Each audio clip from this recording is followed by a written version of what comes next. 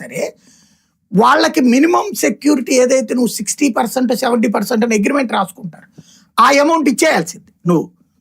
అది చంద్రబాబు గారి టైంలో కుదుర్చుకున్న ఒప్పందాలు. జగన్ హయాంలో ఏమైందంటే ఈ ఇట్లాగా వీటికి డబ్బులు ఒకటి తను వచ్చి ఆపేశాడు, వాటికి బిల్లులు ఆపేసి మీ దగ్గర నుంచి నేను కరెంటు కొనను అన్నాడు. వాళ్ళు కోర్టులకు వెళ్ళారు. కోర్టులకు వెళ్తే కోర్టులు ఒకసారి ఒప్పందం కుదుర్చుకున్నాక చంద్రబాబు ప్రభుత్వం నాకు సంబంధం లేదంటే కుదరదు, అది ఎన్నేళ్ళు అయితే ఒప్పందం ఉందో అది మస్ట్ గా అమలు చేసి తీరాల్సిందని కోర్టులు తీర్పిచ్చింది. అప్పటికి 2 ఏళ్ళలో ఏమో అయిపోయింది ఇతన్ని. ఈ 2 ఏళ్లలో ఫ్రెష్ గా వేరే చోట నుంచి కొంటున్నాడు కరెంటు, దీనికి బిల్లులు ఎట్టా కడుతున్నాడు. పైగా ఈ ఆపేసిన వాటికి డబ్బులు కట్టాల్సి వచ్చింది.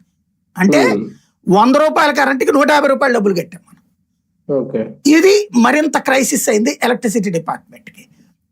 ఆ టైంలో అదేదో మూలిగే నక్క మీద తాటి పండు పడ్డ చందంగా కేంద్ర ప్రభుత్వం ఏం చేసిందంటే మీరు బిల్లులు కట్టట్లేదు వాళ్ళకి, ఇది కరెంటు ఉత్పత్తి చేసే సంస్థలకి, కాబట్టి ఇది ఫెడరల్ ప్రజాస్వామ్యం కాబట్టి కేంద్రం నుండి వచ్చే నిధుల్లో కోతకు పెట్టేసేసి వాళ్ళకి ఆ బిల్లులు చెల్లించే విధానం పెట్టింది కేంద్రం.